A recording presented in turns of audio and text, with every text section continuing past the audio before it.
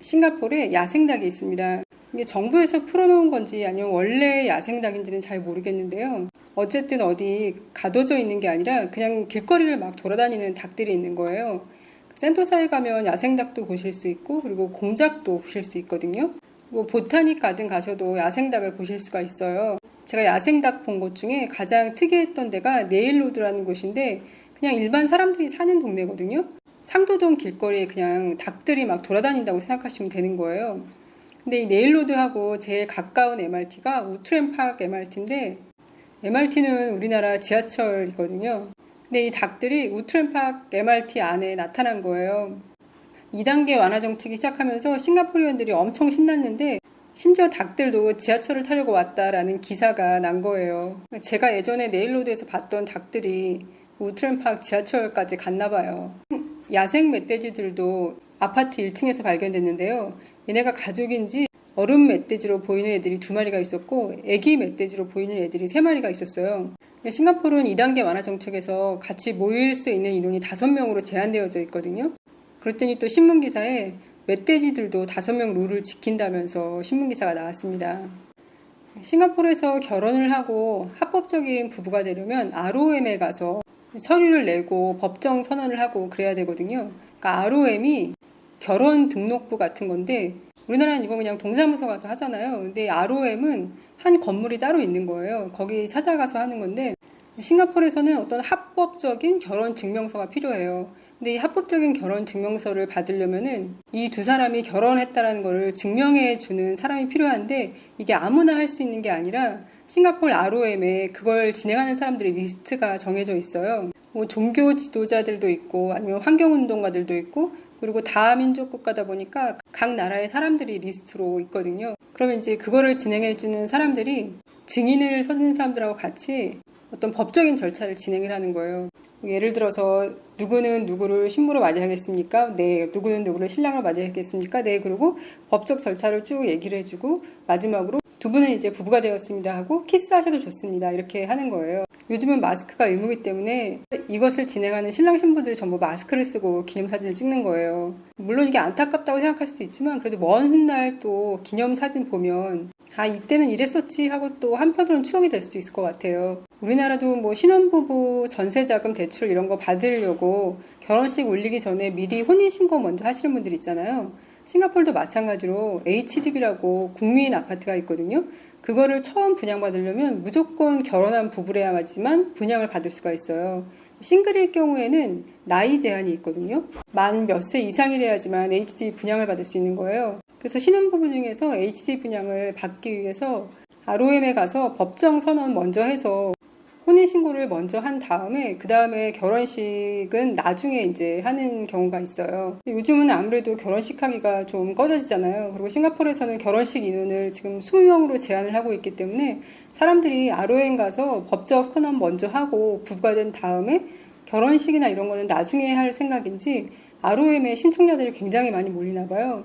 그래서 이제 ROM에서 하던 거를 싱가포르 국립박물관에서도 같이 나눠서 한다는 기사가 나왔었거든요. 싱가포르 로컬 학교는 6월 말부터 이제 아이들이 정상 등교를 하거든요. 그 전까지는 일주일 가고 일주일 쉬고 이렇게 학년별로 나눠져 있는데 이제 일주일 후부터는 정상 등교를 하지만 국제학교는 이제 방학이 시작됐어요. 근데 방학 동안에 본국으로 돌아갈 수도 없고 또 가까운 동남아 나라에 여행 갈 수도 없고 하니까 호텔에서 호캉스를 즐겨볼까 하는 분들도 계실 텐데 완화 정책 2단계에서는 일반인들의 호텔 이용이 금지되어 있습니다. 일반인들 중에 호텔 이용을 할 수 있는 사람들은 지금 현재 내 집이 레노베이션에 들어가서 살 곳이 없는 사람들만 호텔 이용이 가능하다고 합니다. 싱가포르이 단기 계약직과 저소득층 싱가포리언들한테 더 많은 안정적인 일자리와 더 나은 보호 그리고 더 많은 기회를 제공을 하기 위해서 노력을 할 거래요. 이런 변화를 위해서는 싱가포리언들이 서비스 비용에 대해서 소폭 상승된 비용을 지불할 수 있을 것이다 라고 얘기하고 있습니다. 싱가포르의 사회정책조정관이 저소득층과 중상층에게 더 많은 지원을 제공하고 그에 대한 정책 지원을 강화하며 공정하고 정의로운 사회를 건설하겠다라고 얘기를 했어요. 과거에 우리가 했던 것보다 취약계층을 돌보고 서로 협력하는 더 강한 이타심과 연대가 필요한 시점이다라고 말하고 있고요. 그것이 어떤 의무 때문에 그렇게 하는 게 아니라 더 나은 사회를 만들어주기 때문에 우리는 그렇게 하자라고 말하고 있습니다. 싱가포르의 이머징 스트롱거라는 TF가 있는데요. 17명으로 구성이 되어 있대요. 여기에는 기술, 은행, 부동산, 농업, 항공, 석유화학 대표들이 참여가 되어 있는데요. 그러니까 환경운동가들이 거기에 왜 석유화학을 넣었냐고 불만을 토로했나 봐요. 석유화학이 지구 환경에 너무 안 좋은데 왜 싱가포르 미래를 이끌어갈 TF에 석유 환경 분야의 전문가가 들어갔냐는 거죠.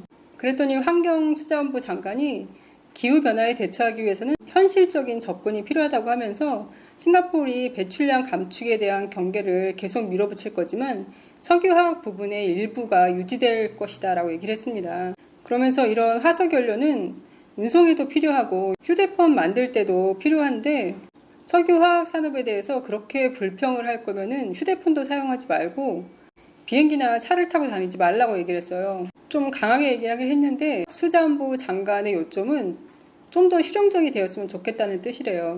화석연료를 덜 사용하는 것을 좀 장기적으로 가져가고 더 나은 대안을 찾는 것도 계속 관심을 갖고 일을 하겠다고 얘기를 하고 있습니다. 그것을 위해서 싱가포르는 기후 목표를 달성할 수 있도록 신기술에 투자하고 있다고 합니다. 여기에는 저탄소 에너지원인 녹색 수소에 대한 연구뿐만 아니라 공기 중에서 탄소를 빨아들이는 데 도움이 되는 탄소 포획, 활용 및 저장 기술도 포함이 된대요.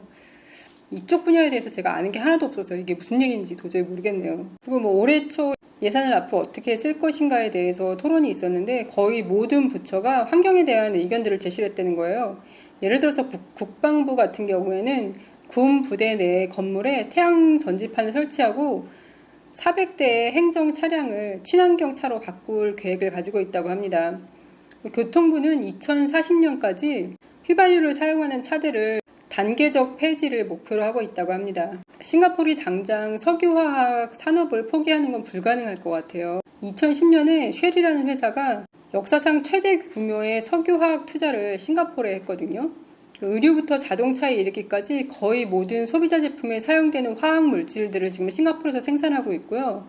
게다가 석유화학 산업은 싱가포르 전체 제조업의 3분의 1을 차지하고 있다고 합니다. 쉘뿐만 아니라 엑슨모빌, 보팍, 바스프, 랑세스, 미쓰이 케미칼 등도 들어와 있고 우리나라 SK가스도 들어와 있는 걸로 알고 있어요. 세계 10대 석유화학 허브에 이름을 올린 주롱섬은 싱가포르 석유화학 산업의 가장 큰 영광이자 핵심이다. 95개 이상의 주요 석유화학 회사들이 모여있는 통합적이고 복잡한 주롱섬은 싱가포르 기업이나 제조 공장을 설립하는 데 매우 유리한 플러그 앤 플레이 인프라를 갖추고 있다. 고도로 숙련된 인력이 있고 R&D가 활발하게 진행되고 있고 지적 재산권 및 신뢰도 덕분에 세계에서 인기가 굉장히 많다고 합니다. 싱가포르는 굉장히 깨끗한 도시국가이고 그리고 관광으로 유명하고 세계 금융회사들이 모여있고 항만하고 해상 물류의 중심 정도로만 알려져 있잖아요. 근데 이런 싱가포르의 석유화학 공장들이 굉장히 많다는 게 신기하지 않으세요? 여행 와서 다니실 때 공장 같은 거 한 번도 못 보셨잖아요. 그 이유가 주롱섬에 이런 공장들이 다 모여 있는데 주롱섬이 남석 쪽에 있는데 거기에 있는 조그만 섬들을 간척 사업을 통해서 커다란 섬으로 만든 거예요. 그리고 간척 사업이 지금 끝난 게 아니라 계속 하고 있어서 앞으로 점점 더 넓힐 거라고 하고 그 섬을 고부가가치를 만들어내는 제조 산업 시설 기반으로 만들고 있거든요. 이미 만들어져 있는데 점점 더 확장을 시키는 거예요. 그러니까 그 섬이 싱가포르의 허브화학 허브인데 주변에 관광지도 없고 그리고 그 섬에 들어가려면 아무나 들어갈 수 있는 게 아니라 거기서 근무하는 사람들만 신분증 같은 거 보여주고 들어갈 수 있거든요. 그리고 이게 국가 기반 시설이라서 그러고 또 석유화학이면 또 위험할 수 있잖아요. 그래서 그런지 거기에는 총 들고 지키고 있는 경찰이랑 군인들도 있다고 합니다.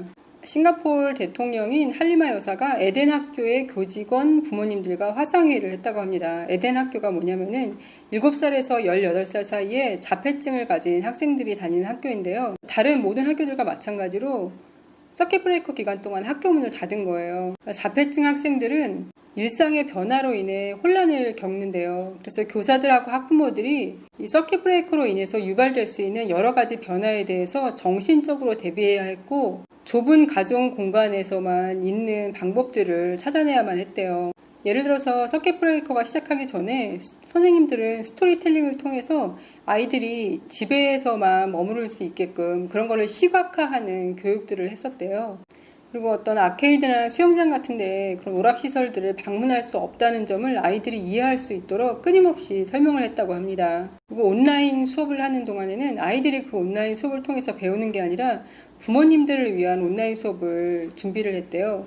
예를 들어서 뭐 음식 같은 거를 아이와 함께 만들 수 있는 그런 영상을 준비하거나 간단한 집안일 같은 걸 할 수 있는 그런 영상을 준비해서 부모님들이 그거를 먼저 보시고 아이들과 같이 그거를 해보는 그런 식의 온라인 수업을 준비했었다고 합니다. 이 서킷 브레이커 동안 아이들이 집을 함부로 나갈 수 없고 야외 활동도 못하고 어떤 규제를 받고 있는 상황들이 이 아이들한테는 훨씬 힘들게 느껴졌대요. 근데 아이들이 힘드니까 당연히 부모님들도 엄청나게 힘드셨겠죠. 할리마 여사가 이제 화상회의를 마치면서 자폐증과 특별한 요구를 필요로 하는 어린이들이 우리 사회에 설 자리가 있고 그들이 그들의 잠재력을 충분히 실현할 수 있도록 지원할 의무와 책임이 있기 때문에 사회가 그들을 계속 지원하기를 바란다라고 말을 했어요.